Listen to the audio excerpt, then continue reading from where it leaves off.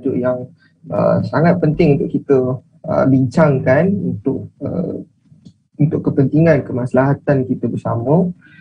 Sebelum saya pergi lebih jauh, izinkan saya untuk perkenalkan diri. Nama saya Muhammad Hakim bin Azman, selaku moderator ataupun nakib lah pada malam ini, insyaAllah.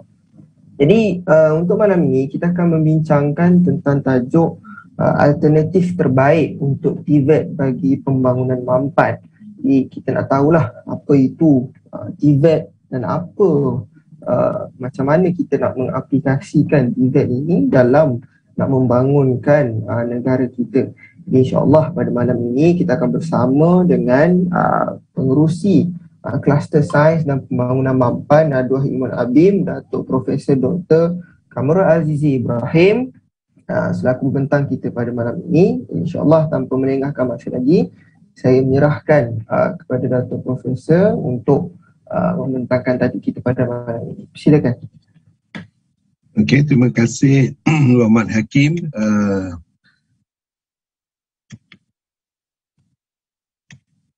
Okay, bismillahirrahmanirrahim.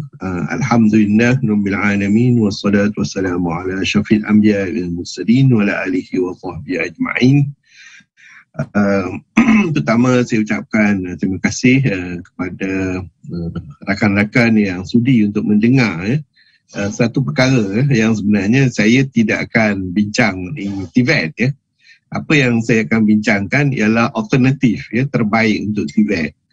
Kerana saya tak berapa setuju dengan TVET ini. Jadi kerana itu saya akan membuat statement yang akan dinyatakan nanti. Dan mengapa saya tak berapa setuju dengan TVET ini juga nanti saya akan terangkan. Kerana ini important untuk tujuan kita. So kita boleh nampak saya punya PowerPoint ini. Okay. So it is a alternative to TVET lah kalau nak ikut dalam bahasa Inggerisnya. Istilah yang saya gunakan ialah best alternative. Jadi kita nak tahu apa dia alternative to TVET. Pertama kita kena faham apa yang dimaksud dengan TVET kerana ramai yang perkatakan mengenai TVET tetapi tidak memahami apa yang dimaksud dengan TVET. TVET itu dalam bahasa Inggerisnya adalah T itu adalah technical, V itu adalah vocational, dan E itu education, dan T itu training. Jadi technical and vocational education and trainings. Okay. Itulah dia yang dimaksudkan TVET. Jadi dia terdiri daripada education, pendidikan, training dan skill development. Dan bidang dia agak luas tetapi dia menumpu kepada alam pekerjaan, production, pengeluaran, manufacturing dan juga kehidupan. Itu dia TVET. Dan mengikut definisi, ini penting kerana ramai orang membuat definisi TVET yang tak tepat. Mengikut definisi TVET oleh UNESCO, United Nations yang menjaga education ni, dan juga ILO. ILO ni adalah International Labour Organization. Jadi kita kena faham ni dua organisasi yang besar. Dan kalaulah kita kata maksud dia berbeza dari apa yang saya ketengahkan ini, dan saya minta maaf lah. Mungkin saya cakap mengenai TVET yang lain lah. Saya berasaskan kepada definisi UNESCO dan juga ILO, International Labour Organization. Jadi TVET itu ialah aspect of the education process involving, ini adalah education process dia masih lagi education. In addition to general education, dia itu cuma bezanya ialah dia tambahan kepada education yang am, dan dia menumpu kepada kajian terhadap teknologi dan related science dan the acquisition of practical skill. Yang ini dia yang membezakan, iaitu dia TVET ni sebenarnya ialah skill development,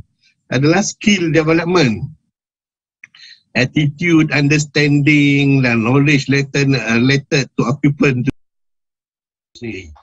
So keyword dekat sini saya nak kita tumpukan dalam perbincangan kita mengenai TVET ini ialah ianya adalah an addition, tambahan kepada general education, dan tujuannya ialah untuk mendapatkan skill, untuk mendapatkan kemahiran, mendapatkan kemahiran.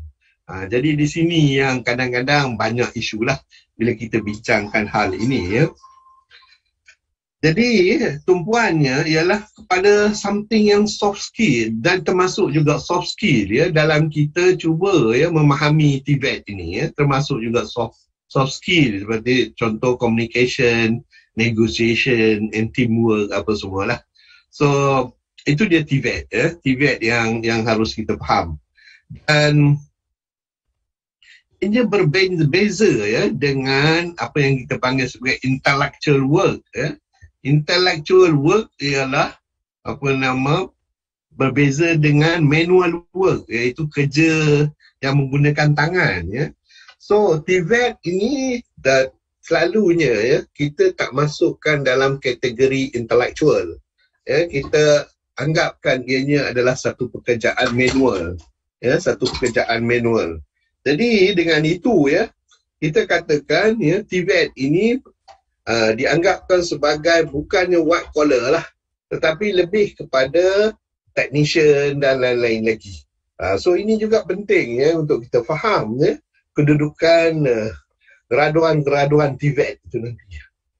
Jadi the principal objective TVET ini ialah untuk memastikan apa saja yang kita perolehi daripada education, daripada sekolah ataupun daripada sama ada sekolah rendah, sekolah menengah, daripada universiti, boleh dipindahkan kepada labour market, kepada pekerja-pekerja, pekerja-pekerja yang menggunakan skill dia, berdasarkan kepada ilmu yang telah diajar daripada sekolah ataupun universiti. Jadi nampak dia ialah skill development. Jadi ini penting. Jadi kalaulah dekat sini tak setuju dengan pandangan saya dari segi takrifan TVET, apa yang saya nak cerita ni semua boleh buang lah. Dia jadi irrelevant lah. So secara ringkasnya, saya suka buat ni kerana supaya senang berbincang. TVET in a nutshell. Apa dia TVET tu kalau kita nak sembang lah secara simple aja sebagai dalam kedai kopi ke.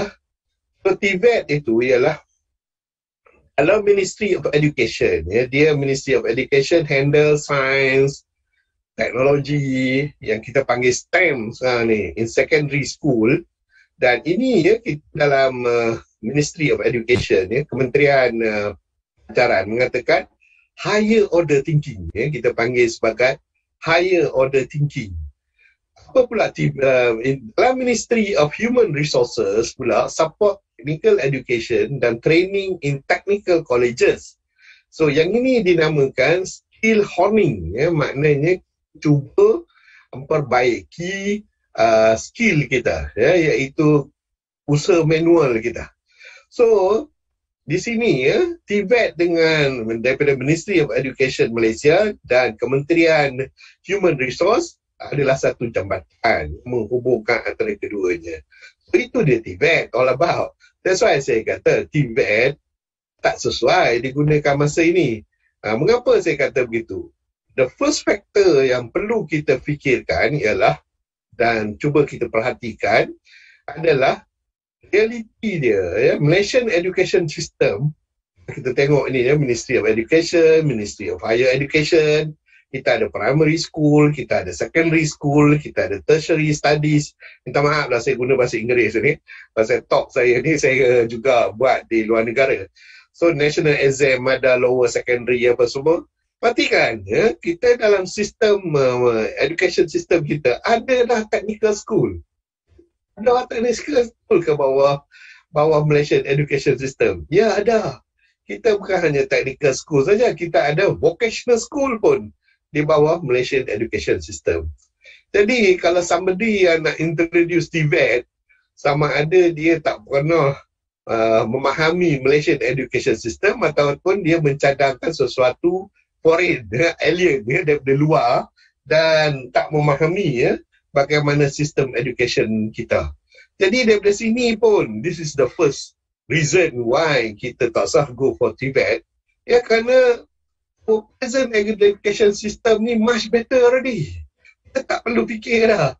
TVET itu, dalam pemilihan kita, technical school ialah mereka yang kita dapati tidak mempunyai kebolehan untuk berfikir tahap tinggi.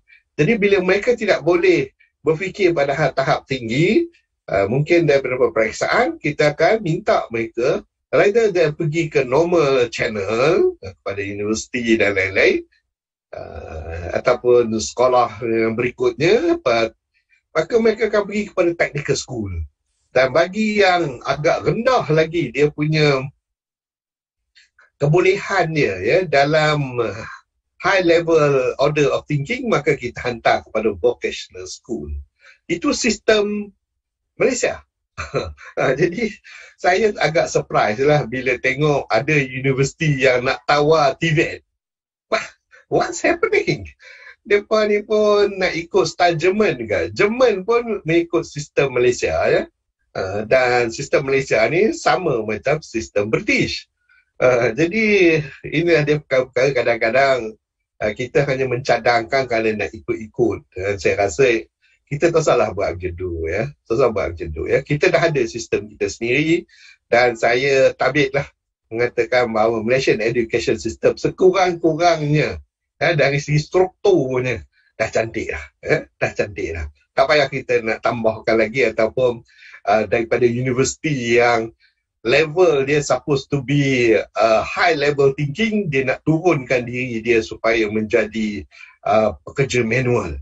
Jadi inilah satu perkara yang kita perlu orang kata tak usah buat lah. Tak usah buat. Ini pandangan saya. Nanti boleh kita bincang lah kalau ada sesiapa yang nak bincang lah at that level.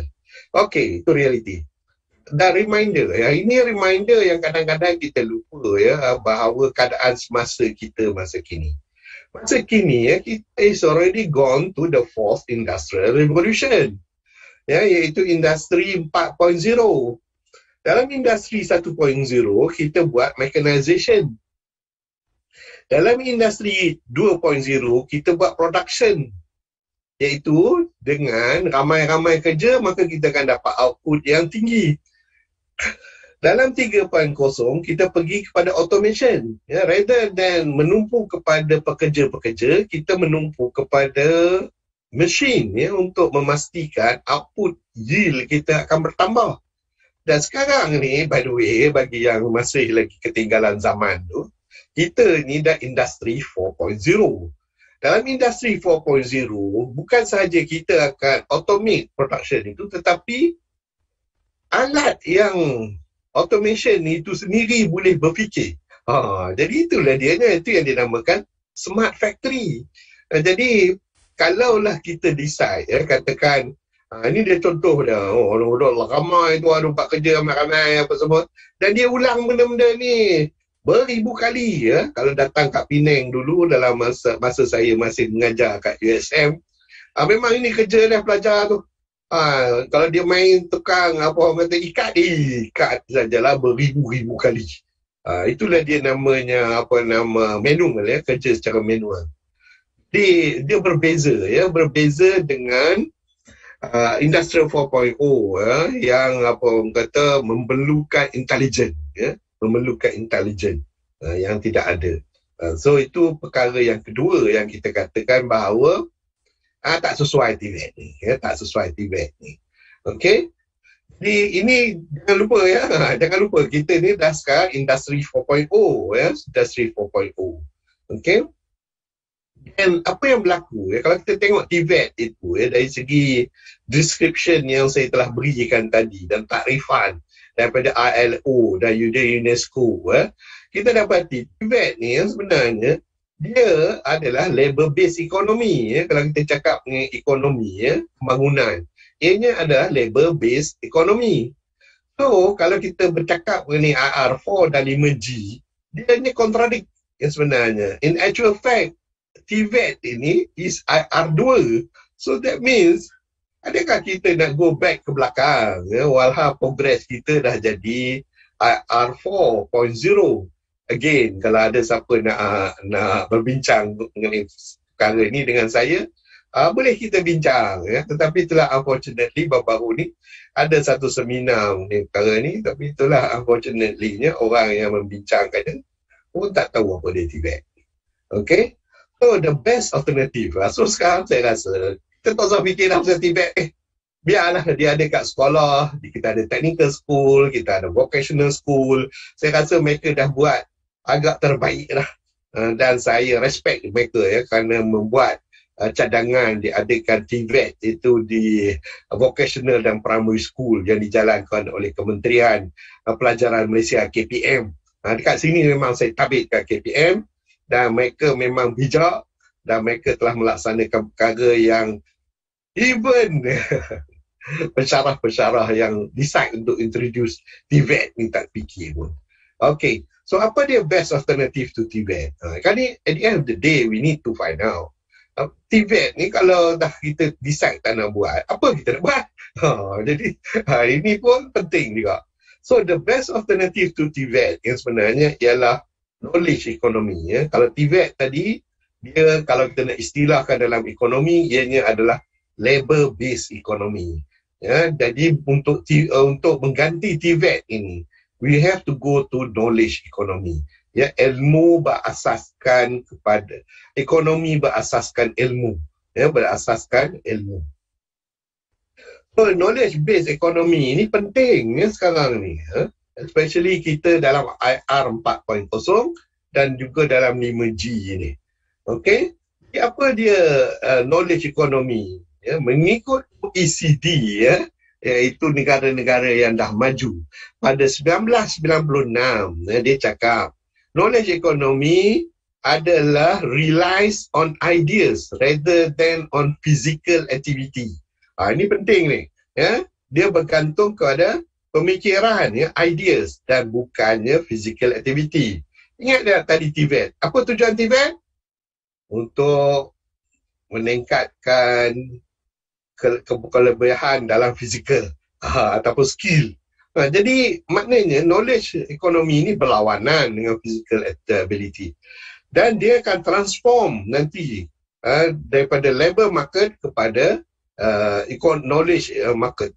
Yang ini adalah satu yang besar yang perlu kita lihat. Dan saya akan tunjukkan nanti, ya, apa maknanya kita menukar daripada labor base kepada knowledge base, ya, kerana ini penting. Jadi sekarang ni, kalau kita dah decide, dah setuju, ya, semua orang dah setuju, maka kita go for knowledge economy. Maknanya guna otak, guna ideas, ya, sebagaimana gambar ini. Bukannya dengan menggunakan tulang 4 kerat lagi dah. Jadi itulah, itu beberapa sebab already saya tunjukkan mengapa dan apa dia alternatif TVET itu. So sekarang saya nak pergi lagi, lebih mendalam lagi supaya kita boleh tunjukkan, ya, bahawa apa untungnya we are going for knowledge economy ini, ya, rather than TVET. Jadi apa bezanya, ya, knowledge based economy dan labor based economy. Knowledge based economy ni kita menggunakan akal, ya, macam mana saya katakan, iaitu kita berfikir dan mencari solution, ya, based on akal. Berbanding dengan labor based, lagi ramai orang bekerja, lagi ramai orang berusaha dan lagi ramai, ya, orang yang mengulang kerja itu, maka itu dia labor based economy. Jadi kita kena decide. Kalaulah Malaysia masih nak berpegang kepada labor based economy, jadi saya rasa kita akan ketinggalan. Ya, kita akan ketinggalan. So macam mana yang kata kita ketinggalan ini? Ini yang penting ni. Okay. So ini adalah satu contoh, ya, di antara knowledge based economy dengan labor based economy. Ini berlaku kat Indonesia, ya, tetapi saya bawa contoh ni kerana kesannya tu pun berlaku di Malaysia, ya, secara tak langsung, ya. Jadi apa dia, ya, kita mula-mula tengok, ya, Indonesia, ya, wealthy and politically connected companies can secure palm oil concession in 3 to 5 years by exploiting loopholes of skipping stamp. Rasa ni adalah approach menggunakan manual kah? Mereka pergi ambil macam gangster tu, pergi serang apa nama kerajaan Indonesia, maka kerajaan Indonesia akan memberi pada company ni concession ataupun peluang untuk mereka berniaga palm oil ya, ataupun kelapa sawit. Rasanya macam tu ke? Bukan. Mereka hanya menggunakan otak saja, yang menggunakan akal dia. Jadi dalam masa yang pendek dia, 3 to 5 years, mereka exploit loophole ini. Contoh yang berikut ni, minta maaf lah, saya bukan maksud nak mengatakan orang engineers ni tak pandai, indigenous ni, itu masyarakat peribumi ni tak pandai. Tapi that's what happening ya sebenarnya, kalau mereka tidak ada ilmu ya, knowledge base. Engineers communities Indonesia spend sampai 15 tahun trying to formalize their forest right. Many never make it to the complex legal process. Ya, kerana mereka tak tahu. Bila mereka tak tahu, maka mereka selalu diketepikan. Di stop sana, di stop sini, dihalang di sana, dihalang di sini.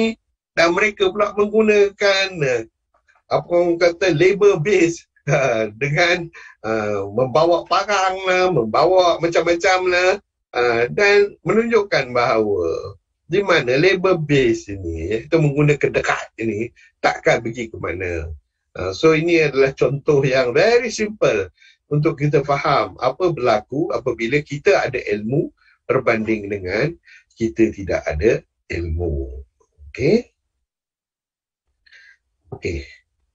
So ekonomi kita ya sebenarnya is an economy of value added. Ya. Kita invest duit ataupun apa sajalah dalam bentuk duit ke ataupun bentuk lain, dan kita hendak daripada situ kita akan create lebih banyak duit. Lebih banyak duit. Ni kalau kita bercakap mengenai duit lah. Boleh tak kita cakap mengenai benda lain? Boleh. Tapi mudah ya kalau kita tengok duit tu pelopong jatuh dan kita dapati kalau lah sebelum ini ada 1 gantang, kita dapat 10 gantang balik. Itu menunjukkan ekonomi dia added, bertambah. So, macam mana kita lakukannya? Banyak cara ya. Kita extract komoditi, kemudian kita buat perubahan pada good dia, kita deliver, kita apa orang kata aturkan dan kita jual. Jadi daripada penjualan tersebut, daripada benda yang murah, dia menjadi benda yang mahal. Pasal apa yang kita panggil sebagai we add value to it. Kita menambah nilai ya terhadap benda tersebut ya. Dan begitu juga ya kalau kita nak tengok secara detail, ini adalah daripada resource dan go into detail apa dia pembentukan. Dan ini juga kita dapati berlaku the food ya, harga makanan ya, harga makanan di dunia pun fluctuate ya kerana perkara-perkara yang sama. Jadi banyak benda yang berlaku disebabkan oleh economic value ni yang terjadi tersebut. Okey.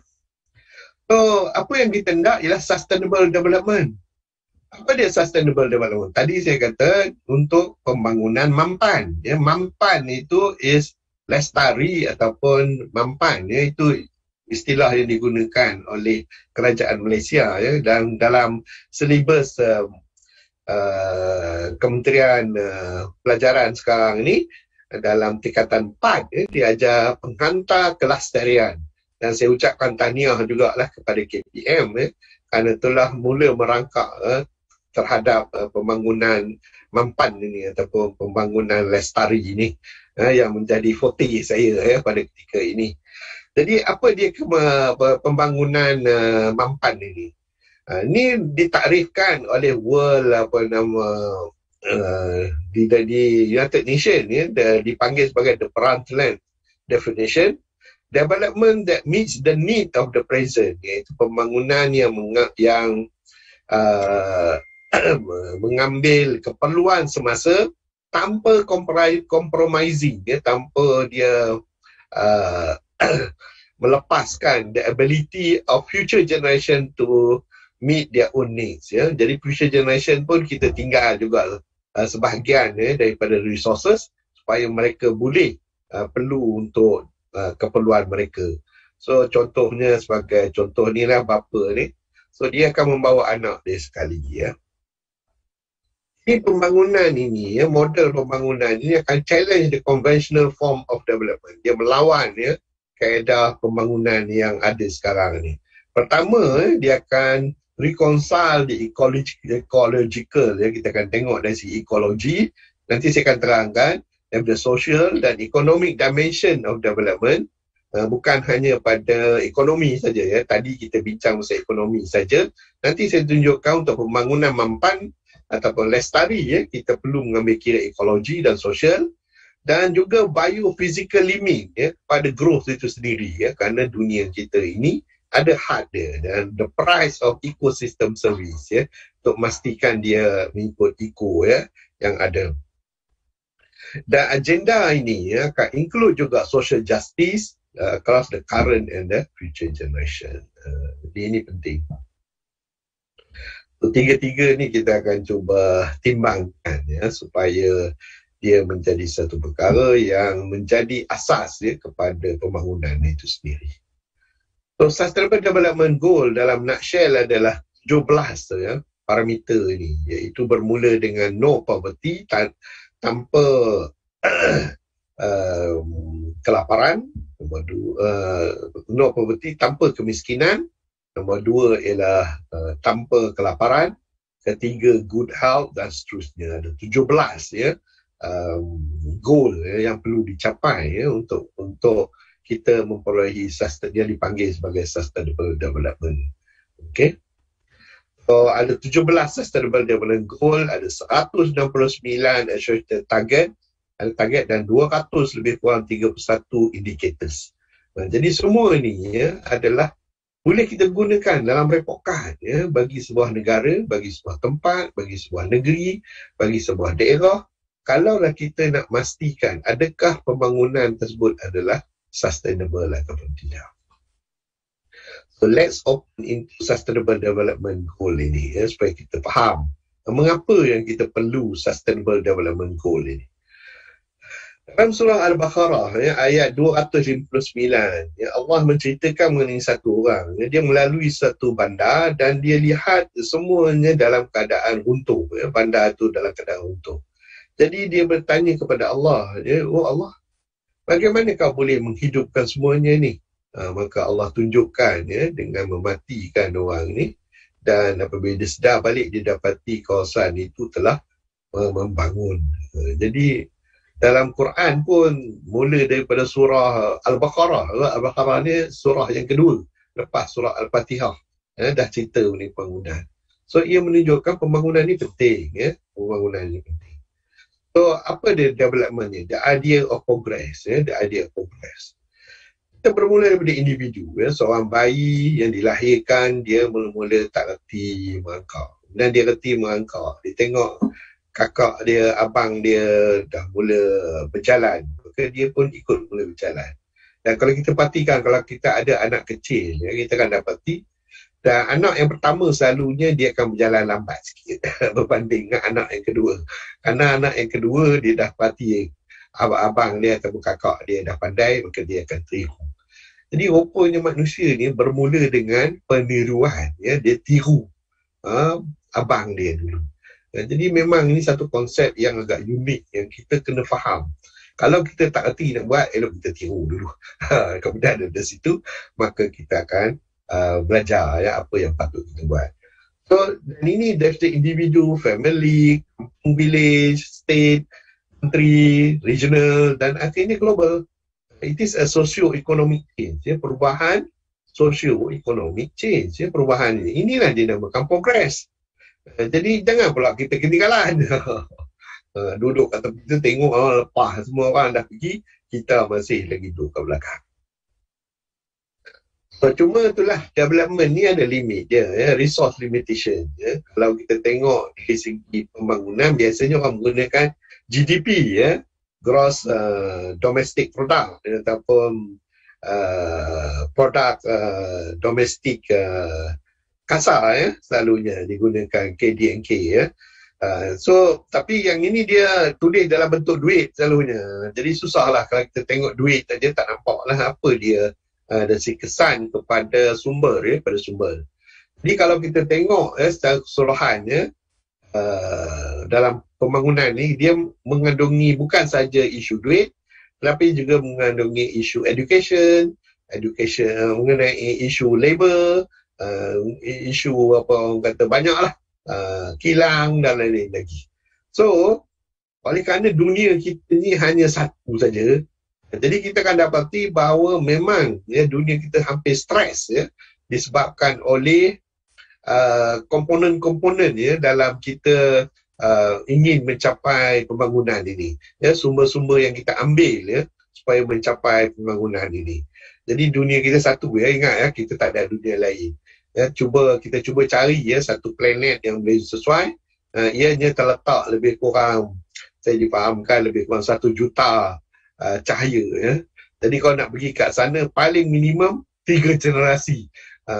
Maknanya generasi pertama pergi, generasi kedua duduk atas kapal tu, generasi yang ketiga baru sampai. Jadi jauh tempat tu. Itu dari segi keadaan planet sekarang ya. So, mengikut Rostrom, Rostrom ni adalah seorang ahli sains daripada Sweden. Dia membuat kajian, dia dapati bahawa planet kita ni ada apa yang kita had dia.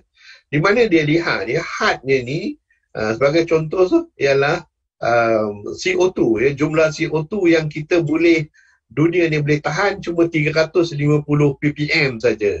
Kalau dia tengok dari segi apa orang kata ozone depletion dia tak boleh lebih daripada 5%. Begitu juga biodiversity, land system change, chemical pollution, dan nitrogen dan phosphorus cycle, ocean acidification, ya, dia akan jadi acid ya, laut ini. Jadi semua ni boundary ni telah dibuat kajian oleh Rostrom, ya, seorang ahli sains. Ya. Dan kalau hendak tahu lebih detail, boleh cari ya dalam jurnal, type saja Rostrom Planetary Boundaries, maka kita boleh dapat ya. Dan detail ini, saya tak nak lah kalau nak pergi detail ni, saya perlu lagi 2 jam lah untuk berbincangkannya setiap satunya. Jadi maknanya planet kita ni ada boundaries, ya, ada boundaries. Jadi apa yang kita dapati ya dalam new normal kita, kita ada human needs ya, keperluan manusia untuk membangun.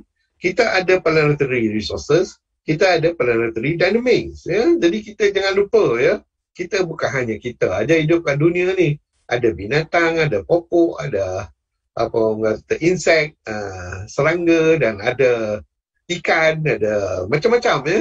Banyak ya makhluk di atas muka bumi. Jadi dalam kita membuat decision ya untuk pembangunan ya, kita sepatutnya ikut donat ini ya, donat ini. Hanya kawasan yang berwarna hijau muda saja ya sepatutnya kita belanja. Tak boleh belanja lebih daripada itu. Kalau kita belanja lebih, berarti kita telah melebihi apa orang kata keperluan yang kita need itu akan melebihi ya. Jadi dia tidak akan mencapai apa yang kita panggil sebagai pembangunan mampan ya, pembangunan mampan. Jadi resource limitation ini kalau kita lihat ya, kalaulah ini dia ya, macam saya katakan tadi warna hijau, dan masa ini kita lebih kurang balance saja. Tapi ya, bagi planetary limit, ya ada limit dia. Macam saya telah tunjukkan dalam Rostrom tadi, ya, bahawa dia beritahu ada limit. Ya. Dan bila kita combinekan di antara kita punya keperluan, critical human needs dan juga planetary limit, kita ada lukisan seperti inilah. Satu donat. Ya. Ini adalah buah donat. Ya, kalau tengok kan ada pemberi melebihi kawasan-kawasan yang sepatutnya kita melebihi. Ya, arrow warna merah tu menunjukkan bahawa kita telah menjangkau ya donat warna hijau muda tu. So ini adalah masalah kita. Adakah ini satu yang wajib kita lakukan ataupun adakah ini satu keperluan? Ini yang interestingnya. Bila kita buat kajian, adakah over the limit yang kita ambil daripada sumber ini bagus ataupun tidak? Kita dapati ya, yang sebenarnya tak bagus. Dia akan beri kesan ya, kepada kemanusiaan itu sendiri. Dia akan menyebabkan banjir, dia akan menyebabkan setengah kawasan banjir, setengah kawasan menjadi kering dan ikan mati. Dan banyak lagi masalah-masalah apabila kita melebihi daripada kawasan yang dibenarkan. So, apa yang kita mahu ialah inklusif dan sustainable economic growth, iaitu kita hanya tumbuh sama ada kita adalah high income country, negara maju, ataupun kita low income country, negara yang miskin, ataupun kita ekonomi yang sedang meningkat. Kita work di dalam kawasan kerja bidang yang dibenarkan oleh bumi, boundary bumi. Ini yang dinamakan pembangunan mampan, pembangunan lestari. So, dengan itu maka kita akan berada dalam keadaan yang selamat. Jadi apakah efek of development ini pada eco ceiling dan juga social foundation? Bila kita go beyond ini, kadang-kadang kita curious, adakah ini satu keperluan? Ataupun ianya semata-mata tamak haloba kita untuk mendapat semua resources tu untuk kita supaya kita menjadi kaya dan orang lain yang tidak dapat jadi lebih miskin. Kita nampak bahawa perkara ni yang sebenarnya berlaku.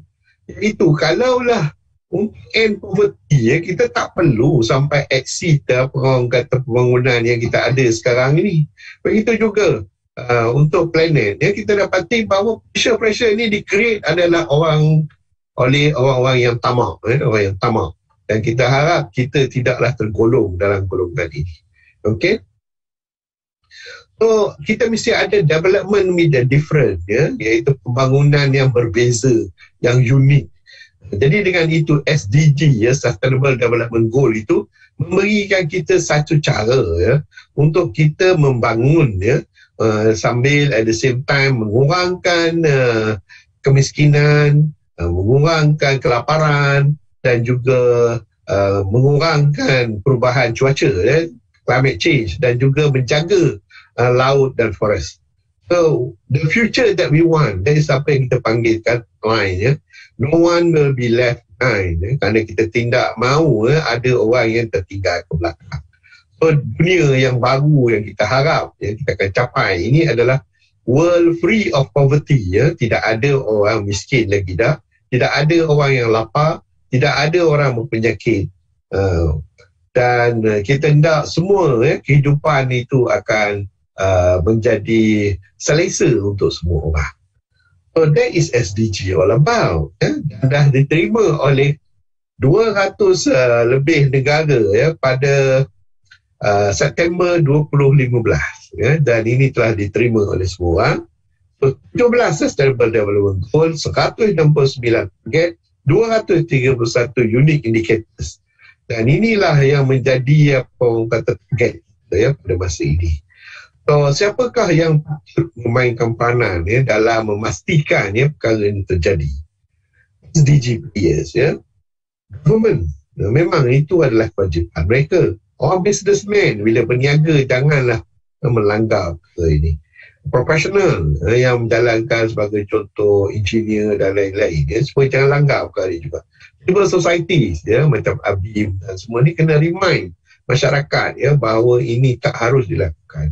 Academician seperti saya ni kena memberitahu bahawa kita ada data-data daripada research. Researchers juga memberitahu bahawa datanya ada, bukanlah satu yang direka-reka. Student kena membawa ini bagi especially academician yang masih lagi ketinggalan zaman untuk memikirkan perkara ini. Dan orang pergi jalan kerana at the end of the day kesannya semua orang akan kena. Tak ada siapa yang akan terlepas. Kerana dunia kita ni hanya satu saja. Kita ada tools. Macam saya katakan tadi, kita ada common tools. Dan kita boleh gunakan this common tools. Saya ulanglah sekali. Kita ada 17 Sustainable Development Goal, 169 target dan 231 unique indicators untuk kita gunakan dan work bersama. Let's work together, Kucing ni dah ready. Adakah are we ready? So ini persoalannya. Okay. So itu dari segi pembangunan mampan. Kita mahu itu. Tapi as a country, kita mahu jadi high income country. Kalau tengok dalam GNI ni adalah Gross National Income yang digunakan oleh World Bank. So mengikut World Bank ni, kalau kita tengok dekat sini 1990 hingga 2008 dalam USD 1000, Malaysia tu yang warna hitam tu, warna hitam. So kita ni kalau ikut mana dia nak panas ni dia Malaysia. So high income boundary ni dekat sini yang titik-titik ni. Dan ada negara yang rapat dengan kita, Korea. Tu dia, Korea dekat sini. Taiwan pun lebih kurang macam tu juga. Hong Kong pun lebih kurang macam tu. Kenapa saya mention negara-negara ini? Ya kerana mereka ni dulunya ekonominya hampir sama dengan kita. So kita tengok Malaysia GNI punya per kapita pada tahun 2015, 2017 jatuh sikit. Dan sekarang ni oleh kerana COVID jatuh juga sebanyak 5% ya. Jadi itu GNI per kapita. Okay. Dan South Korea, kita dapati dia jatuh juga ekonomi dia ya semasa kena COVID-19 ni, tapi tak banyak minus 2 saja berbanding dengan Malaysia minus 5. Tapi dia punya GNI per kapita yang sebenarnya maintain agak tinggi. Okay. So inilah dia perkaranya yang perlu kita faham. Mengapa yang kita boleh teruk sangat ni? Pasal apa South Korea dia tak teruk walhal kita berada di kawasan yang sama? Ini yang kita nak try to explain ya. Mengapa TVET tak boleh kita guna? Kita guna TVET lagi teruk daripada apa yang saya tunjukkan ini. So Malaysia GDP yang kita tengok, itulah dia. Kalau kita tengok Taiwan punya, kita dapati gandaan ya berdasarkan pada GDP. So ini Malaysia annual GDP growth rate kita. Ini yang interesting ya. Ramai orang surprise ya bila announce dahulu ya mengenai GDP ni. Kita punya GDP jatuh di antara Januari 2020 hingga Januari sampai Januari 2021. Pasal apa? Kerana COVID-19. Tapi bila ekonomi kita buka, terkejut kita kerana dia naik tinggi 16.1. Wow, semua orang terkejut. Saya sendiri pun amang yang terkejut juga lah.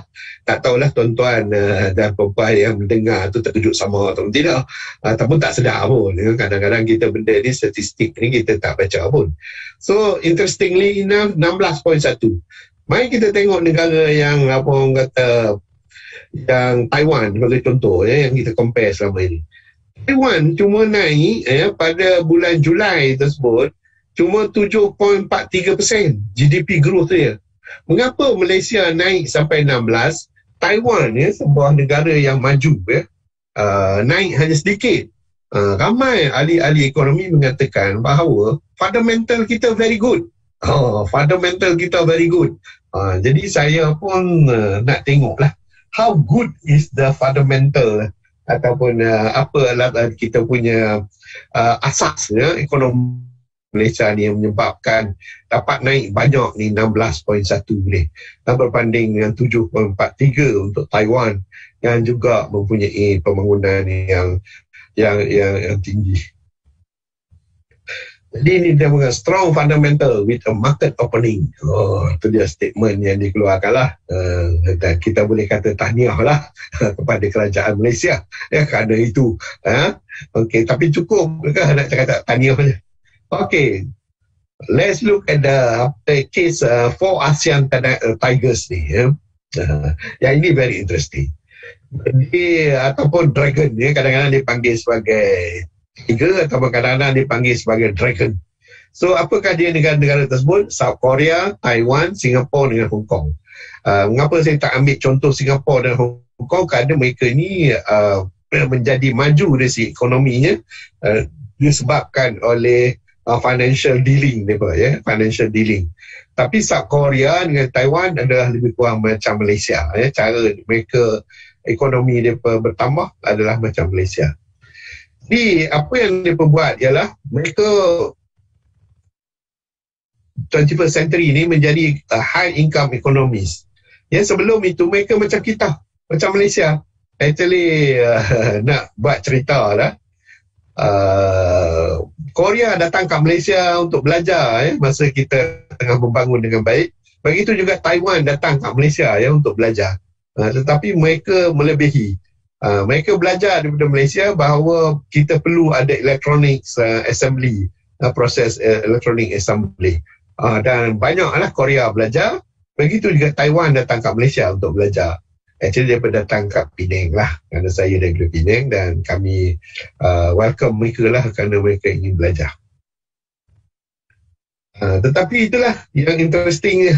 Apa yang berlaku ialah ini adalah apa yang kita panggil export oriented policy ya, ikut World Bank lah, dan saya pun bersetuju dengan pandangan itu, iaitu mereka mengubah ya, negara itu yang menyebabkan perubahan ini. Inilah dia satu case for ASEAN Tigers ni. The lesson learned from the Tigers. Ini untuk kita, iaitu the Tigers stand a rare example of bagaimana nak develop satu buah country. Selalunya dia memerlukan lebih daripada 50 tahun untuk development yang mereka perolehi. Tetapi mereka boleh lakukan dengan cepat 1960 hingga 1990. Rapid economic growth. Rapid economic growth. Dalam tahun 1949, kalau kita nak tengok pada sejarah, Henry Truman introduce the concept of development to the world sebagai a key priority for the West. Nak tunjukkan orang West ni bagus, Henry Truman suggest the concept of development, iaitu pengukuran GDP dan lain-lain lagi. Jadi dia kata, especially dia nak lawan dengan komunis, nak tunjukkan komunis ni lembab apa semua. So dia kata hanya demokrasi saja yang boleh membawa pembangunan. Itu Henry Truman punya pandangan. Dan kita dapati kes yang terjadi adalah macam itu. Banyak negara-negara yang membangun adalah negara-negara quote-unquote demokrasi. Jadi very interesting Henry Truman introduce ini. So memang kita dapati bahawa IMF pun ini adalah International Money Fund pun mengatakan kalaulah you tak nak free dia ekonomi, maka dia tak nak bagi funding. Jadi memang kesannya tu memang besar lah kepada ekonomi. Tapi apa yang berlaku dekat Tigers ni, the ASEAN Tigers ni, dia menunjukkan bahawa ada jalan lain pada development. Yang penting ialah a strong central government. Apa di Malaysia sekarang ni tak tahu dia nak buat lah kalau kita nak ikut yang ni. Tetapi saya harap ada seorang daripada kementerian mendengar kita punya pembentangan ni, walaupun tak strong pun, tapi kalau ada strong champion orang yang boleh lakukan, still it can be done. Okay, kita ikut apa yang the Tigers did. Yang ini yang kita kena faham. So it is a new method. Pembangunan yang cepat, yang apa orang kata tidak terbakar, kerana pembangunan yang terlalu cepat pun kadang-kadang mengikut Henry Truman dia akan terbakar. Tetapi the ASEAN Tenaga membuktikan tak, dia tidak terbakar, and yet still dia membangun dengan cepat. So let's see apa yang menyebabkan the ASEAN Tenaga ini, Tigers ini menang. Wah, kita dulu sama-sama dengan ikut mereka. Malaysia dulu sama-sama, sebagai contoh yang saya telah beri. Mereka even datang ke Malaysia untuk belajar bagaimana kita boleh, apa orang kata, ekonomi kita berkembang. Tetapi kita stagnan. Mengapa kita stagnan? Saya akan cuba terangkan sekali juga. Okay? Why Malaysia miss the dragon boat? Saya nak panggil ni dragon boat lah. Kerana kita kalah dengan Korea, dengan South Korea, dengan Taiwan, dan Singapura, dan juga Hong Kong. Kita tengok balik sebagai developing nation, kita start dengan developing nation. Ini semua adalah developing nation. Kita ada countries, kita ada local resources, kita ada project yang dinamakan kilang FDI, iaitu foreign development investment, dan kita ada juga kilang yang daripada local development investment, iaitu LDI, local development investment. Jadi cuba kita tengok ASEAN Tenaga, saya akan bagi kepada dua, ASEAN Tenaga, Tigers dan juga Malaysia. Macam mana boleh yang kita miss the dragon boat? Kalau kita tengok mereka tidak ada local resources. Malaysia ada. Kita ada rubber, kita ada tin, dan actually ada palm oil. Dan kesemuanya ni kita menggunakan labor. Palm oil. Dan semua ni kita juga ada yang bukan local resources, sebagai contoh manufacturing. So semuanya menggunakan labor. Ini semua guna labor. Dan kita harap foreign direct investment itu membantu kita. So at this point, kita dengan ASEAN Tiger sama. Tetapi lepas itu tiba-tiba kita dapati mereka diversify. Okay, walaupun dia pun tak ada sumber, tapi dia pun diversify. Begitu juga kita dapati dalam rubber pun, daripada hanya menjual getah saja, kita goes into glove, kita goes into macam-macam lagi, kita diversify. So now kita dapati bahawa walaupun kita diversify, kita tak diversify sebagaimana the ASEAN Tigers. Kita start tanpa diversification. Okay, local companies like Proton did not diversify sebagaimana Korea punya Hyundai dan Taiwan punya satu company electronics nama dia ACE. So and then maintain labor-based industry as primary industry. Iaitu kita maintain labor-based, which is TVET sebenarnya. Kita maintain TVET sebagai industri asas kepada industri kita dan menjadi primary industri kita. And insignificant financial incentive given to the multinational company to upgrade from labor-based to knowledge-based. Yang ini is a political decision, which is bagi saya, minta maaf lah guna istilah stupid. Politician yang stupid lah ni. Walaupun pada masa itu saya sendiri sebagai ahli sains, ahli akademik telah maklum kepada mereka, jangan buat macam tu, maka kita akan kalah. Memang kita kalah lah. Jadi kita give a wrong signal to investors dengan emphasizing untuk menumpukan kepada TVET yang tak sepatutnya kita tumpukan. So dengan itu, assuming that the conversion from labor to knowledge base will occur naturally. Dan kita anggap benda ini boleh berlaku, kita kata sendiri. Tapi yang sebenarnya tidak.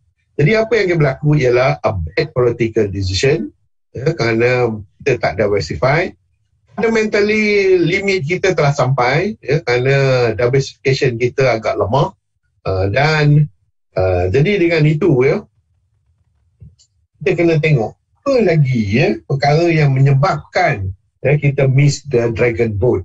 Kalau kita ingin maju kepada masa hadapan. Okay. So strengthening the fundamental.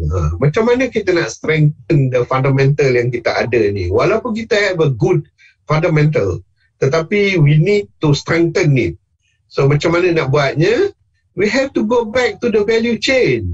Sebagai seorang dalam bidang pembangunan, saya nampak itu saja.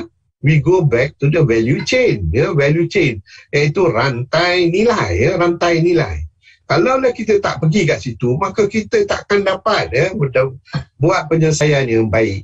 Apakah ada apa yang kita panggil sebagai extensive smile curve. Ini dia. Siapa dia? Dia ni adalah seorang CEO Taiwan, daripada Taiwan. Dia mengatakan value added ini, kalaulah kita tengok satu produk, value added dia yang paling tinggi ialah pada konsep atau R&D, kemudian branding, kemudian dia turun kepada design. Okay, turun kepada design. Ini production chain dari segi time. Kemudian kita buat manufacturing. Manufacturing ini kita dapati value yang paling rendah sekali. Kemudian distribution, kemudian marketing, kemudian sale after service.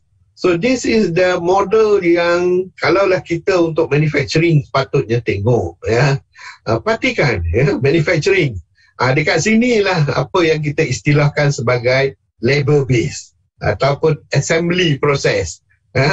Jadi kalau tengok dari segi value chain kita, itu adalah paling rendah. Jadi kalaulah kita buat pula TVET, supaya skill kita bagus dalam manufacturing, maka kita duduk kat situ dah. Duduk kat situ dan sentiasa dalam keadaan tidak membangun, akan menjadi middle income punya country sampai bila-bila lah, sampai bila-bila. which very strange lah. Saya tak tahulah mereka pernah tengok tak the smile curve ni. Okay, so apa cerita ni smile curve ni? Just untuk bagi kadang-kadang yang bukan dalam bidang pembangunan macam saya ni, mungkin dia pun tak faham di mana datangnya smiling curve ni. Dia berpunca daripada Stan Seh, seorang CEO di ACE. Apa yang Stan Seh buat di dalam di ACE. ACE ni adalah satu company elektronik. So mula-mula dia buat assembly, electronic assembly. Ni di Taiwan saya nak cerita ni di Taiwan. Jadi dia buat memula assembly. Dia dapati bahawa cost dia punya value added dia tu terlampau rendah. Jadi dia dapati dia berada di sini di dekat bawah ni assembly. So kemudian dia rasa ini merugikan dia kerana dia berada di peringkat bawah sekali value chain. So apa yang dia buat? Dia buat komponen. Jadi maknanya selama ni assembly dia beli alat itu dia kumpulkan dan dia assemble di Taiwan. Dan dia dapati motherboard, monitor, komputer, LCD, DRAM, CPU, software apa semua tu dia beli dan dia gabungkan di Taiwan. So apa yang dia buat dia tengok bahawa local assembly ni cost dia terlampau rendah. So dia pergi kepada components. Maknanya dia buat sendiri kali ni. Dia tak apa orang kata beli daripada luar lagi dah. Kemudian dia buat distribution at the same time. Kalaulah selama ini barang-barang elektronik ACE dijual oleh orang lain, tapi sekarang ni tak. Dia sendiri yang buat marketing, dia buat distribution dan dia jual sendiri. So dengan itu suddenly dia punya value income dia menjadi bertambah baik. Dan ini telah impak kepada industri di Taiwan. Keseluruhannya bukan ACE saja buat, tetapi kesemua industri di Taiwan melakukan perkara ini, iaitu perubahan ini. Di Malaysia, kita maintain dekat assembly itu tak pergi mana. Dan kita harap kita akan dapat maju macam Taiwan, macam Korea. Macam mana kita nak maju kalaulah kita tidak membuat sesuatu. Kerana Allah dah kata perubahan sesuatu orang bergantung pada diri dia sendiri. Dia kena buat diri dia sendiri, perubahan pada diri dia sendiri. Inilah dia keunikan. Hanya kita tengok daripada apa yang berlaku di negara, the tigers. So kita perlu strengthen the fundamental ini. Kita perlu strengthen. Jadi the fundamental kita ada present status, strengthen dia. Kita ada upstream, front end, kita ada manufacturing, dan kita ada downstream, kita ada back end. Jadi kita kena strengthen dia dengan menggunakan knowledge base. Untuk manufacturing, kita kena tukar dia kepada AR 4.0 dan juga 5G. Dan downstream, kita AR 4.0 dan 5G juga. Mana Tibet? Tak masuk pun dia sebenarnya. So this is the point that I want to point out. Bahawa TVET tak masuk dalam strengthening. TVET actually akan menjatuhkan ekonomi kita balik kepada sebelumnya. Dan dia hanya maintain saja apa yang ada sekarang ini. Which is very unfortunately lah bagi sesiapa yang ingin menengok growth, pertumbuhan dalam ekonomi. Pertumbuhan kita sini iaitu knowledge base untuk strengthening our fundamental. Ini fundamental kita sekarang ni. So kita kena buat reformation of the value chain. Kita kena reform value chain kita. So kalau ini adalah draft dia Smiley curve kalau kita tengok graph Smiley curve, kita kena ubah dari segi oleh kerana kita tak nak sebelah bawah tu. Jadi kita kena tumpu kepada value chain dia supaya period akan adanya knowledge economy yang bahagian branding, R&D, maintenance service, finance option semuanya menggunakan knowledge based economy. Dan untuk manufacturing kita kena naikkan daripada low value the higher value. Apa yang kita perlu gunakan ialah industrial revolution. Kita kena guna industrial revolution 4.0 dan juga 5G. ya, untuk meningkatkan manufacturing. Jadi dengan itu graf smiley kita itu akan berubah menjadi graf masam, ya. Tetapi dari segi ekonominya berarti dia akan menambahkan keadaan kita, ekonomi kita. So this is the key parameter, ya, yang ekonomi sekitar ni tak faham ke, ataupun saja tak faham ke, ataupun tak maaf lah, dongor sikit. Okay, so the alternative to TVET sekarang ni ialah TVET, dia continuous routine requiring little conscious attention. Kita akan tukarkan kepada knowledge based improvisation in unfamiliar environment, no routines or rule available for handling a situation. Itu yang dimasukkan dengan knowledge base. Dan IR 4.0 dan 5G, di mana we are talking about industrial network security, 3D printing, kita cakap industrial robot, industrial internet dan lain-lain lagi, artificial intelligence. Itu yang kita kena buat, ya, untuk industri kita. Dan 5G punya teknologi, ya, we are talking about macam-macam lah, smart distribution dan lain-lain lagi. Okay, so this is the alternative to TVET. Don't think about TVET anymore, ya. It is menyebabkan ekonomi kita tak ke mana-mana. So the knowledge based economy ni, ya, kalau kita tengok adalah menggunakan brain, ya. Kita kena go for higher education, dan dengan itu barulah ekonomi kita akan bertambah baik. So the shift from manufacturing based economy to knowledge based ini adalah penting, ya. Perlu ada paradigm shift, ya. Politeknik itu hanya untuk skill workers, which is the TVET. Kita kena educate our undergraduate education, ya. Kita kena educate our graduate education, ya, supaya mereka menggunakan akal mereka untuk membuat penyelesaian, ya, di dalam masalah-masalah. So kalau kita tengok strength, ya, negara-negara yang knowledge based economy ini, spike itu menunjukkan talent, ideas dan investment yang berlaku di negara-negara tersebut. Perhatikan, ya, dia adalah negara-negara maju. Afrika tak ada pun, South Africa pun tak ada. Jadi kita tengok bahawa negara-negara ini adalah TVET countries, minta maaf lah. So criteria of knowledge based industry, kalau di Malaysia saya suggest the product profit margin must be more than 50% with the average salary at approximately 5,000 per month, ya. Itu cadangan saya lah. Product cost basic, the product component product produced must be knowledge based, ya. Research development, 20% of industry expenditure will be more product made from Malaysia instead of made in Malaysia. Nanti saya akan terangkan apa beza di antara made from Malaysia and made in Malaysia ini. Kita mesti ada cutting edge innovation, ya. Itu kita akan ambil komponen with the highest cost percentage. Ini yang kita cadangkan. So yang ini kalaulah Penang invest ke, Selangor invest ke, should consider this as the criteria, ya, untuk memilih knowledge based industry. Ini cadangan. And the back end, jadi kita kena tahu perbezaan dia. Kalaulah dalam industri semiconductor, which is bidang saya, front end adalah wafer fabrication, back end adalah product assembly, packaging dan testing.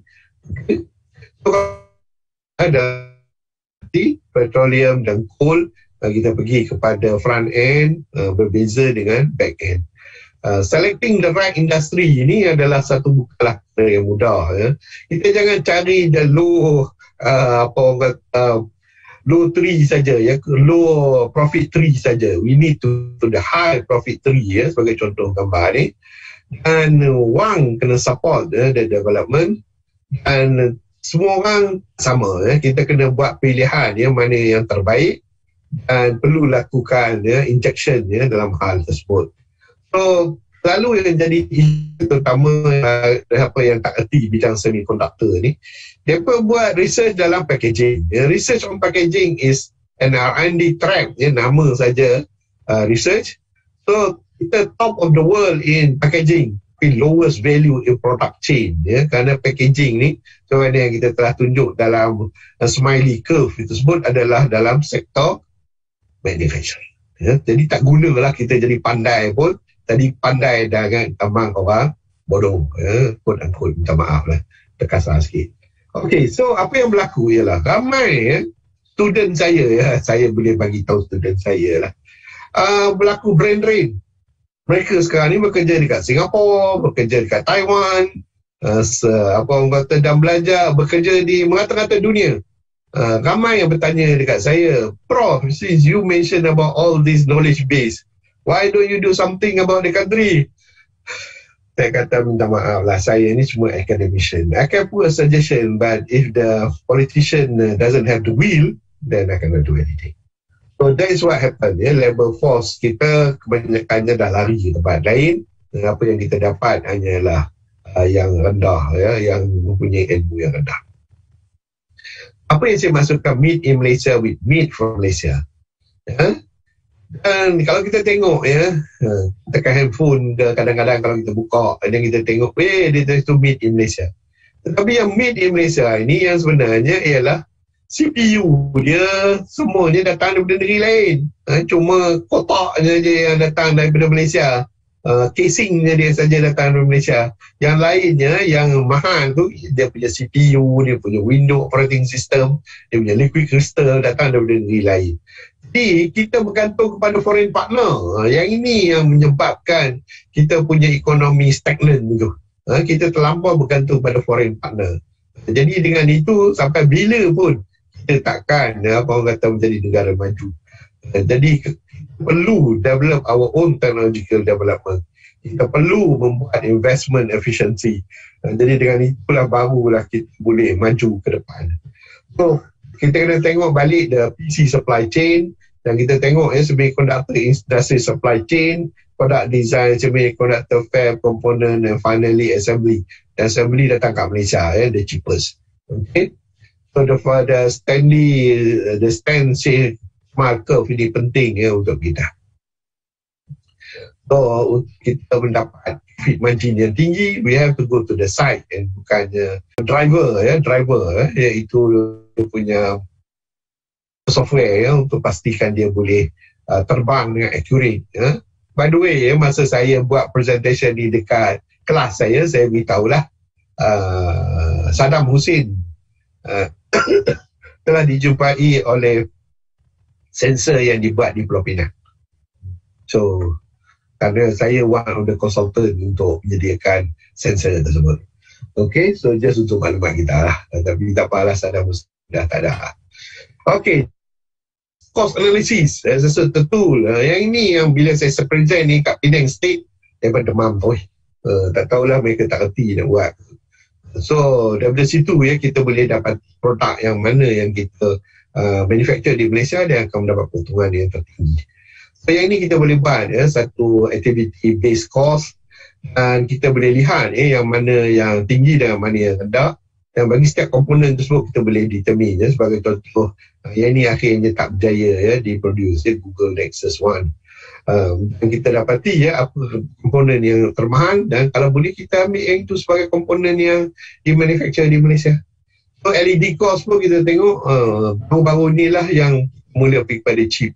Kalau tidak buat assembly saja. Buat assembly kalau tengok cost encapsulation 5.7% je. Jadi berapa duit yang dapat keuntungan? Macam mana nak bina ekonomi? The chip is 56.9%. Jadi the chip must be made in Malaysia. Barulah kita mendapat keuntungan yang tinggi dan boleh membantu ekonomi kita. So hands in hand perkara ni bukanlah mudah. Kita select energy yang profit margin it's not easy untuk kita perolehi. Kita kena combine administrator, expert, professional, valuer, accountant together dalam satu situ. Dan apabila semua ni berada dalam satu situ, barulah kita boleh achieve this high income boundary, high income punya ekonomi. Okay. So what is the basic requirement? Tadi kita cakap punya RR 4.0 dan FG. Mungkin 5G, mungkin ramai yang tanya. Sebenarnya it's just coding, programming a language to acquire. Dia simple je. What is coding? Coding is just a programming language. Ini seakan-akan kita belajar satu bahasa lain. Satu bahasa yang di mana komputer boleh faham pada kita. Jadi barulah kita boleh buat cyborg, iaitu komputer yang berfikir. Okay? So, ini contoh dia. So, apa dia bahasa yang boleh kita belajar? Iaitu Java, Python, C++, COBOL dan lain-lain lagi. Dan kalau tengok dekat internet, memang semua ni free je. Free coding course, free programming language course, semua ni free dekat internet. So, belajar je, kejap je. Saya belajar pun mudah saja. Dan selalu saya bagi contoh ialah cucu saya pun boleh belajar macam mana orang lain tak boleh belajar. Okay. So, coder dengan programmer ni dia berada di mana-mana ya. Sekarang ni dia perlukan ya, everywhere. Sama ada dalam cyber hacking ke, ataupun dalam architecture ke, ataupun dalam kilang ke, ataupun dalam design. So, banyak option ya sebagai programmer. So, dengan itu just untuk ingat balik, TVET akan membawa kita kepada labor-based economy dan ini kontradik R4 dan 5G. Kita perlu ingat kita sekarang ni ada dalam the fourth industrial revolution, industry 4.0. Di our alternative to TVET ialah a knowledge-based skill. Thank you for your attention. Wabillahi taufiq wal hidayah.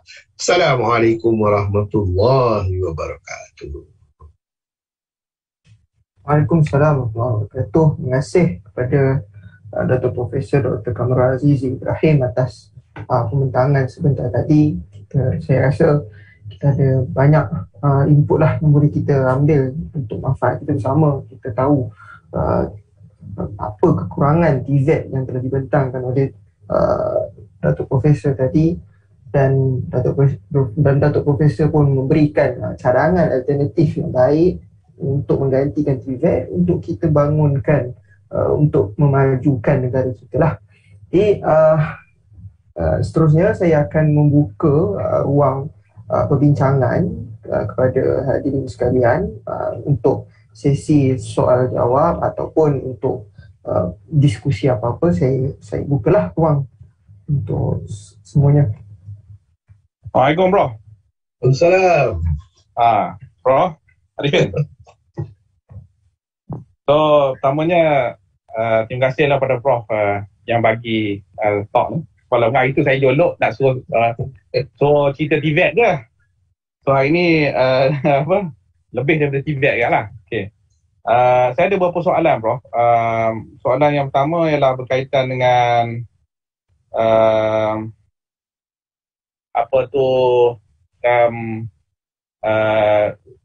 bukanlah nak kembali pada TVET, sekarang kita nak faham sebab nampak bila orang berbicara dalam konteks TVET di Malaysia ni, dia terimbau dengan Jerman punya tu. Malah bila saya terlibat dalam 1-2 tu, the German itself tu keep saying that antara benda, maksudnya bila Malaysia nak kepada TVET ni, maka mereka jadi orang utama lah yang menjadi dia buat link dengan kerajaan Malaysia, hantar resources, malah dia dah ada kat sini Jerman, GMI, apa semua tu. Soalan saya yang pertama ialah apa beza TVET ataupun model yang kalau bukan TVET lah, model pendidikan teknikal di Jerman dengan yang ada di Malaysia. Yang dia punya model di mungkin di Jerman itu semula sebenarnya bukan TVET, sebab the way Prof menjelaskan tadi, TVET ni seolahnya low punya ni lah. Jadi mungkin Jerman tu dia dah kelai, tapi kefahaman kita di sini dia menghala ke situ. Itu satu. Yang kedua, ada yang menyebut dalam diskurs yang baru-baru ni, TVET itu maksudnya dia dah ada lead dah. Dia bukan lagi dalam konteks professional technical, tapi dia maksudnya contoh dia dah pergi kepada AI apa sebagainya, tetapi on the technical side.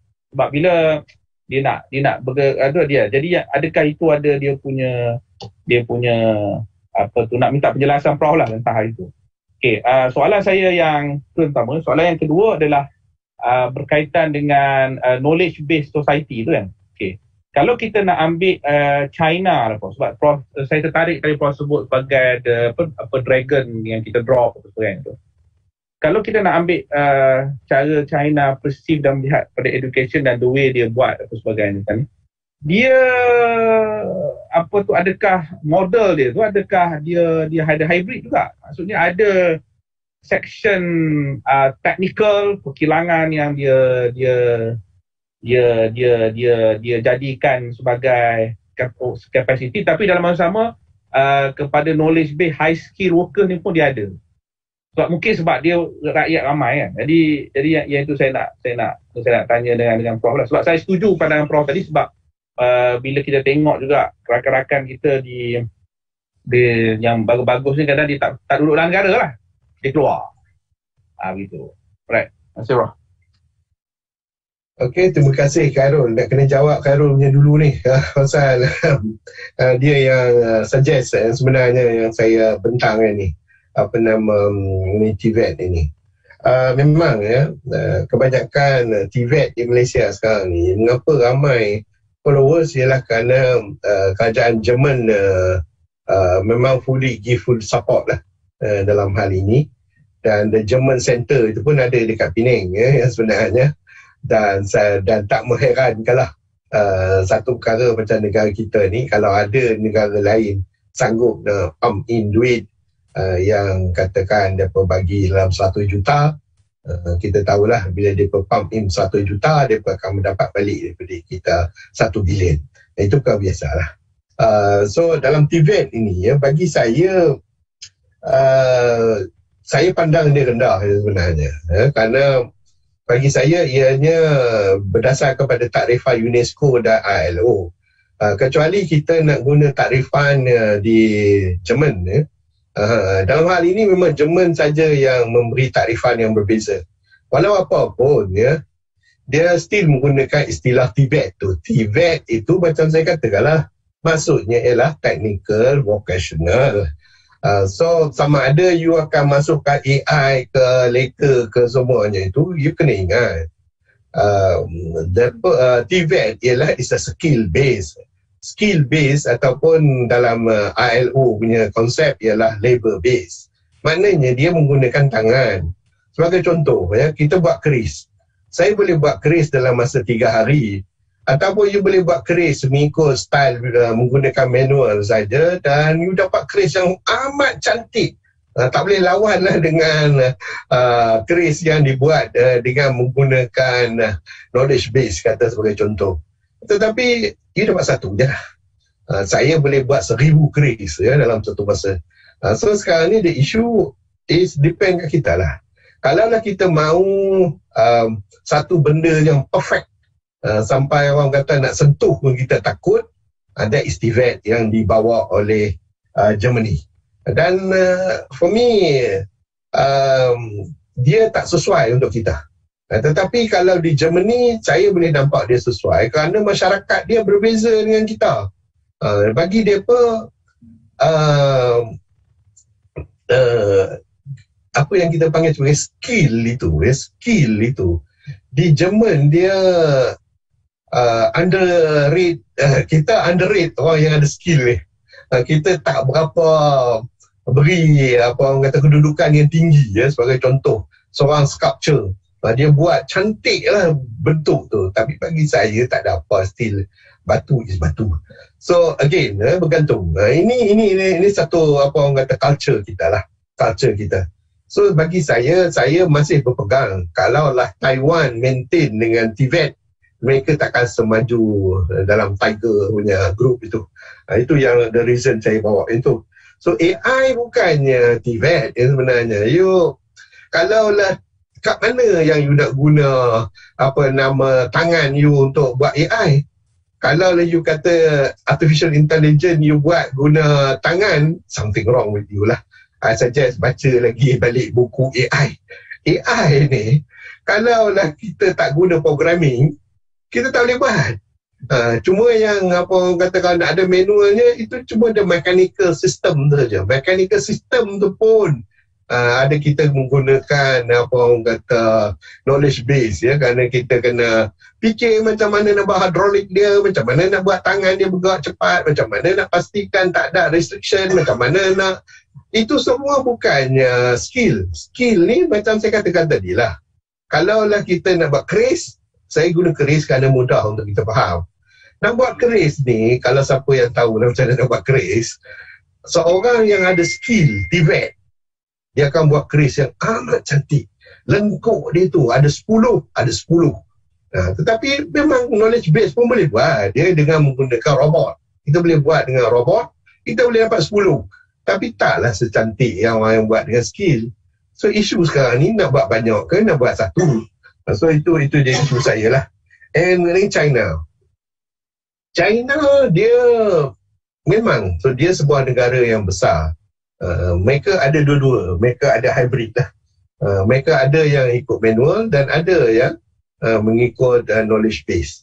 Tetapi one thing about China ni yang saya really appreciate them lah, walaupun mereka komunis ya, iaitu mereka menyelesaikan satu masalah yang kita tak boleh selesai lagi, iaitu poverty. Tak ada dalam dunia ni negara yang boleh selesaikan poverty, iaitu kemiskinan. Dia boleh menaikkan taraf kemiskinan rakyat dia dengan tinggi. Dan Western memang jealous dengan orang kata China ni dalam hal ini. Dan saya rasa jealousy itu memang padan lah. Kerana mereka pun memang quote-unquote pemalas. Kerana that's why they talk about skill. Walhal skill ni sebenarnya datang daripada negara kita ya. Daripada the ASEAN countries. The skilled people are from these ASEAN countries. And the Americans, itu tak ada skill sebenarnya. Mereka lebih banyak orang kata mengambil daripada orang lain punya. Itu pandangan saya, wallahualam. Tapi itulah, saya agak bias lah. Kerana bagi saya still memegang kepada takrifan UNESCO dan juga ILO. Kecuali you nak bagi takrifan Germany, okey, saya tak boleh buat apalah. Saya ikutlah Germany kalau nak ikut. Wallahualam.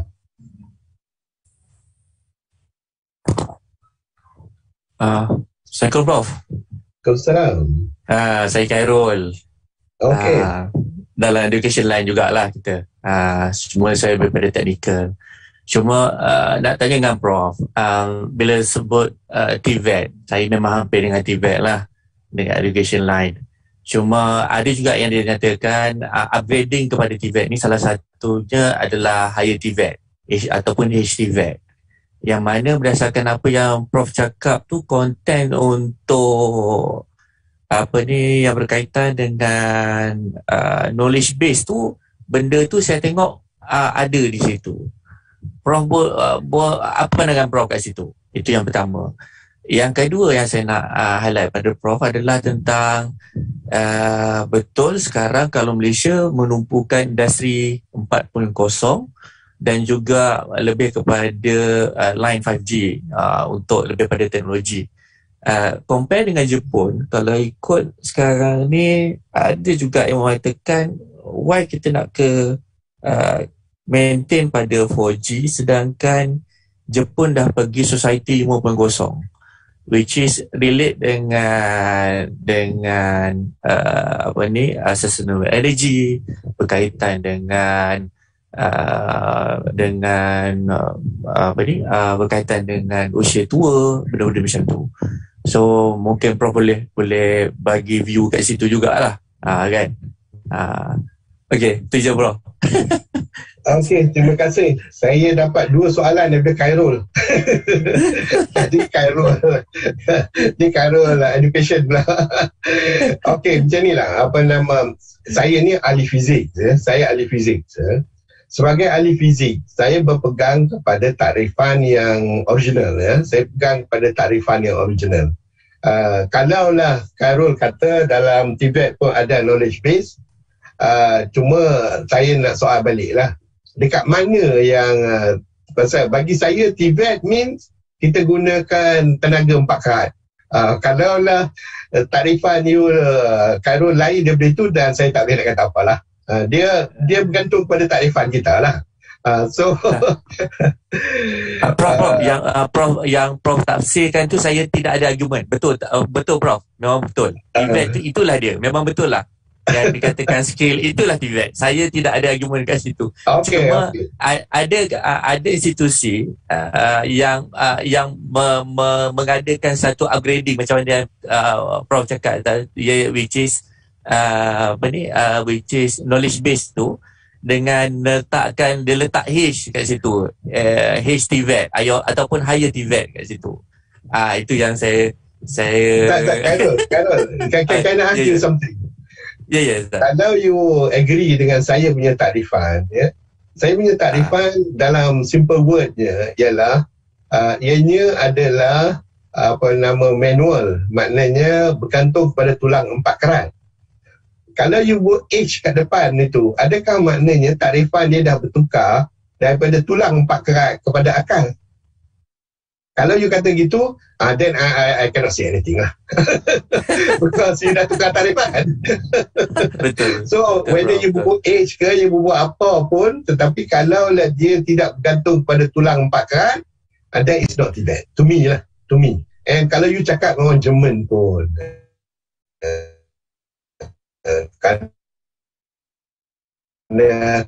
mai faham teks buku Jerman, saya dah tengok dah, saya sengaja nak find out dari, kalau TVET dekat Jerman tu apa mana exactly apa yang saya takrif mengikut ILO dan juga UNESCO, iaitu dia ada berasas kepada tulang 4 kerat, kalau kita nak cakap cara orang Melayu kita lah.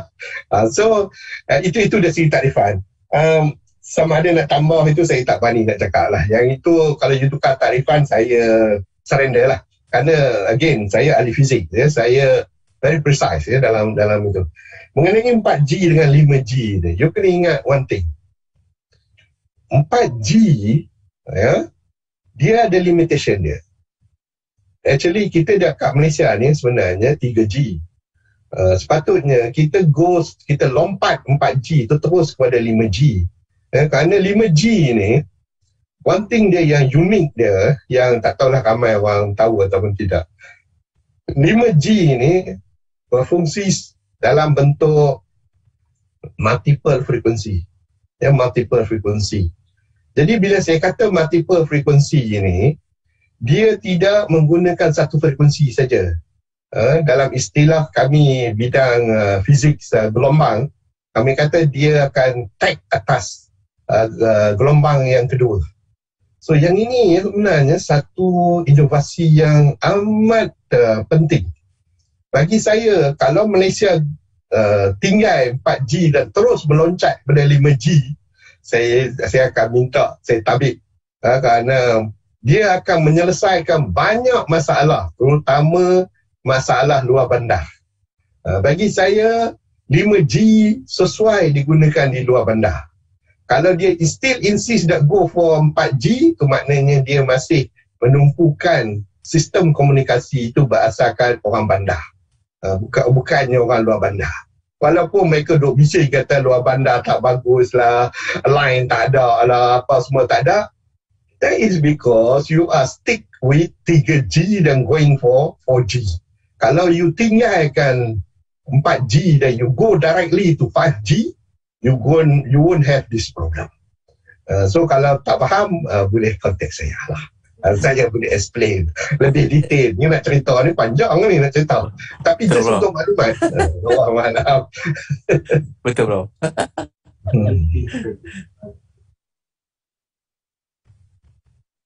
Assalamualaikum bro, boleh tanya sikit? Assalamualaikum warahmatullahi wabarakatuh. Saya Ghazali Jambu dari Johor. Lepasan vocational Melaka Tengah. Saya setujulah dengan Prof yang TVET dalam definisi yang Prof quote tadi tu memang low end punya, kita panggil labor activities lah.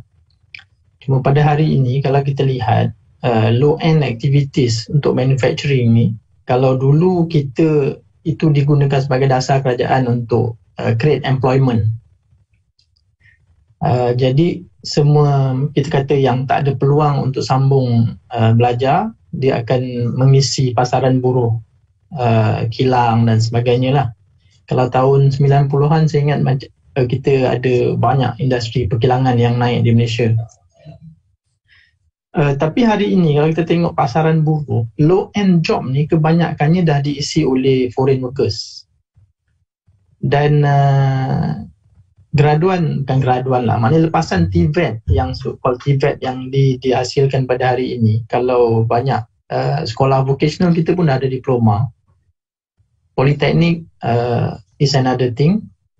Dan untuk universiti teknikal kita ada banyak universiti teknikal, UTM, UTHM, UTEM, UITM, tak masuk lagi yang macam TNB punya universiti tu. Jadi saya ingat definisi TVET yang saya setuju dengan Prof. Kalau Prof ambil TVET as per that definition, then betul lah. Cuma hari ini macam yang Saudara Hairul tanya tadi, memang nampaknya TVET hari ini dah tak seperti TVET yang the original version yang awal-awal dulu. Hari ini nampaknya TVET kita dah pergi into programming, pergi into control and instrumentation, ada element of automation, ada banyak coding dan sebagainya. Jadi Alhamdulillah nampaknya kita punya, cuma orang masih panggil dia TVET. Itu satu stigma yang tak berapa menarik lah. Jadi orang masih kata ini TVET. Padahal dia dah bukan TVET lah. Kalau kita tengok rupa dia tu dah macam robot pun orang ingat dia macam screwdriver lagi. Macam tu lah. Nak bayangkan quality of graduate. Cuma saya tertarik dengan Prof punya presentation. Maknanya the holisticity of economic activity tu. Dan saya nampak ada satu segmen dalam curve tadi ialah services and maintenance. Dalam curve yang smiley curve tu. Dan saya nampak services and maintenance ni ada fungsi yang agak signifikan boleh dimainkan oleh lepasan-lepasan teknikal lah di Malaysia. Itu satu bab yang saya rasa kita patut beri perhatian. Cuma saya nak minta pendapat Prof. Saya pernah ada peluang untuk duduk bersama pengurusi nuklear Malaysia, saya terlupa nama dia, bekas Vice Chancellor USIM ke about that area. Dia kata kenapa kita lambat, kita tertinggal dengan Korea, dengan negara-negara yang merdeka sebaya dengan kita, ialah kerana kita takut untuk ambil nuclear power. Itu orang nuklear cakap. Saya tanya dia, kenapa Prof? Dia kata sebab bila you guna tenaga nuklear, dia kata the energy is so cheap. The energy is so cheap that you can turn on any industry, any heavy industry. The electrical energy is so cheap, dia kata. Jadi kita akan pergi dengan sangat laju, dia kata. Nah, turn on apa? Perkapalan, heavy industry, anything. Hari ini kita naik tarif je, investor dah bising. Sebab kita bergelut dengan tarif tu sebelum ni dengan isu IPP dan sebagainya. Cuma sedikit saya melihat satu isu yang mungkin Prof juga menguasai. Saya tak kuasai benda tu. Hari ini ada satu kecenderungan iaitu semua orang boleh sambung belajar. Sehingga kan kita ada statistik kata 4 juta, ada statistik kata 7 juta, ada statistik kata 11 juta foreign workers di Malaysia. Saya ulang sekali lagi, dalam satu forum TVET baru-baru ni pun saya sebut, saya kata Jepun dia melabur di negara rantau dan overseas dan sebagainya. Kita kata kerana dia nak mengembangkan teknologi. Bila saya pergi Jepun, dia kata tak, bukan tu. Sebab dia ada a very strict labour policy. Dia tak benarkan foreigner datang bekerja, tak benarkan. Walaupun sapu sampah, tetap orang Jepun. Jadi itulah yang menyebabkan mereka terpaksa melabur di luar negara. Kerana kajian dia macam ni, dia Jepun ni sebelum nak buka kilang, pastikan dia bekerja dulu. Tak ada bekerja tak boleh buka kilang, tak boleh mohon buka kilang. Dia macam tu, macam nak beli kereta mesti ada tempat parking. Tak ada tempat parking tak boleh beli kereta. Dia terbalik sikit, kita belilah kereta, parking lah mana-mana pun, pandai-pandai awak lah. Dia Jepun dia sangat structured, dia punya planning tu sehingga begitu sekali. Cuma dalam konteks Malaysia ni, saya nak tanya Prof, ada tak satu model yang lebih murni lah? Maksudnya dalam negara maju macam mana pun, kita masih perlukan orang yang untuk kutip sampah. Kita perlukan orang yang pergi tangkap ikan, sebab kita nak makan ikan juga kan. Kita masih perlukan orang yang menternak, mungkin menternak lembu dan sebagainya. Okay, of course Singapore tak ada lembu lah, dia main import semua sekali. itu satu option yang kita boleh pilih dari segi ekonomi, sama ada kita nak food security ataupun itu satu tajuk yang mungkin lagi panjang bincangannya. Tapi yang saya nak tanya ialah bagaimana satu model ekonomi negara yang dia boleh menyelesaikan semua keperluan masyarakat dalam keadaan semua ahli masyarakat itu mempunyai kehidupan yang baik, mungkin melepasi paras kemiskinan sekurang-kurangnya, supaya perancangan di peringkat manpower itu menjurus, dia come together. Hari ini kita ada beratus polis swasta, segala macam kursus. Lepas tu kita didedahkan dengan lambakan doktor, cikgu dah 10 tahun tak dapat ngajar. Jadi dia macam ada satu, tak ada planning, macam calarum je. Seolah-olahnya begitulah, itu pandangan saya. Jadi ada tak satu model yang boleh dicadangkan supaya we produce what we need? Of course ada buffer kelebihan sedikit, tak apalah. Tetapi supaya benda tu dia akan jadi a well-run society. Begitu. Itu saya minta pandangan Prof. Terima kasih. Okay, terima kasih Razali. I always wait for your soalan. Because if I remember correctly, kita dah cross path banyak kali ya. So good to see that you are still healthy. So saya sendiri sebenarnya tak ada masalah dari segi technical college kita, vocational. Memang they have the purpose. Like I said lah, Kementerian Pendidikan has done a very good job dalam hal ini.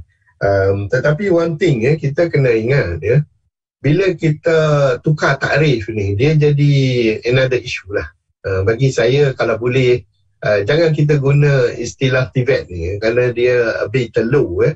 Saya lebih suka guna knowledge base kerana kita menggunakan akal. When we go for artificial intelligence dan semua ni, kita gunakan akal. Kita tak gunakan tulang 4 kerat. Minta maaf lah saya guna istilah tulang 4 kerat ni. Tetapi memang itu that is the hakikat yang kita kena faham. Dan memang Jepun ialah it's a very structured society. Tapi yang interestingnya pula, kita ni agama Islam ni is also a very structured agama.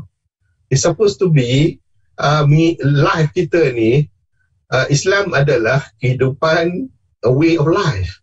Masuk bilik air ada prosedur dia, nak mandi ada prosedur dia, nak jaga anak ada prosedur dia, dan nak semua ada prosedur. Tetapi masalahnya kita ni, kita tak ikut pun satu pun. That's why orang kata mengikut the famous saying, ada seorang orang kata pendakwah, dia kata dia pergi ke Amerika, dia nampak Islam tapi dia pergi ke negara Islam tak nampak Islam. So memang apa orang kata, memang itu perkara yang berlaku lah. Jawapan yang Azali minta ni, kalau lah saya ada jawapannya, saya jadi Perdana Menteri lah. Tapi oleh kerana tak ada, itu yang kita jadi masih lagi orang akademik. Jadi orang akademik ni banyak masa untuk berfikir.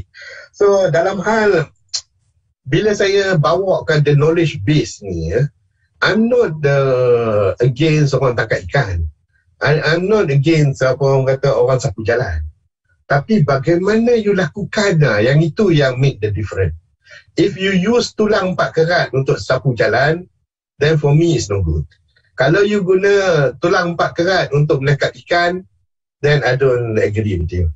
What I want to see ialah Malaysia ni bertukar kepada knowledge base. Tapi kalau kita masih cakap pasal Tibet, they are talking about the same thing. Dia tak lari. Minta maaf lah, saya lebih pegang kepada takrifan saya. So let's use another language, another term, so that orang nampak beza dia. So apa yang saya maksud dengan tukang sapu jalan yang menggunakan knowledge base, dia tak robot dia akan buat pembersihan. Dia akan cek sama ada bahan kimia yang dibuang itu bahaya atau tak bahaya. Sekarang ni dia boleh bau saja. Tetapi kalau ada robot yang boleh lakukan itu, dan saya faham kan UTM pun dah create dah robot itu. So why not digunakan? The issue is why not, itu adalah political will. So tak boleh buat apalah. And then nelayan nelayan kita pergi tangkap ikan, boleh dapat katakan dalam 1 tan. You tahu tak orang Korea yang guna knowledge base, sekali dia pergi tangkap ikan berapa? 10 tan, 100 tan. Jadi why are we allowing ourselves to be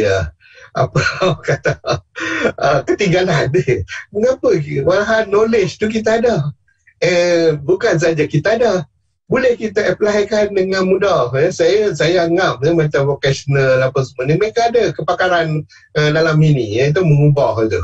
Tetapi itulah, kalau boleh kita upgradekan, kita guna our brain rather than just tulang 4 kerat. Tulang 4 kerat kita ni ada limit dia. Kerana Allah jadikan pun ada limit dia. Jadi oleh kerana limitation itu, adakah kita nak kata tak bagus? Allah dah jadikan macam tu, jadi kita bersyukur je lah. Tetapi kita kena ingat, Allah bagikan kita the brain untuk make full use of all those extra lebih sikit. So jangan pula kata saya anti technical college. I strongly support you because at the end of the day, we still need them. Tapi not as much as the way kerajaan kita portray the need for TVET. Kalau you tanya saya berapa banyak kita dari segi TVET, kalau kita nak bubuh 100% sebagai itu, saya rasa paling tinggi pun 10%. The knowledge base should be 80%. And 10% tu untuk LLA. Itu pandangan saya. Wallahualam. Again, orang akademik ni dia boleh cakap apa pun, pasal dia tak ada apa. Tapi itulah pandangan saya lah. Kalau pemerintah nak terima that pandangan, saya sedia untuk go into detail. I have all the detail. So benda ni kita nak cakap dalam masa 1 jam ni memang tak adalah, tak cukup. Wallahualam. Baik, saya kira setakat itu sahaja lah kot. Saya banyak yang respon. Terima kasih kepada tuan-tuan yang sudi berkongsi dan bertanya untuk topik kita pada malam ini, insyaAllah. Jadi saya rasa setakat itu sahaja untuk kita pada malam ini. Banyak yang kita perlu fikirkanlah berkenaan dengan TVET ni, dan sebenarnya kita kena perlu memikirkan cara yang sebenar ataupun kehadapan lah. Kita kena ready for the future lah sebenarnya. Okay. Jadi saya rasa sampai di sini saja usrah kita pada malam ini. InsyaAllah kita akan sentiasa berlangsung pada setiap hari Ahad malam Isnin untuk usrah Nadwah Ilmu Nabim dengan tajuk yang lebih menarik lagi, dengan bentang-bentang yang hebat-hebat. Allah bertemu lagi kita pada minggu hadapan. Jadi saya rasa kita boleh tutup tangguh kita punya usrah kita pada malam ini dengan tasbih kifarah dan surah Al-Asr.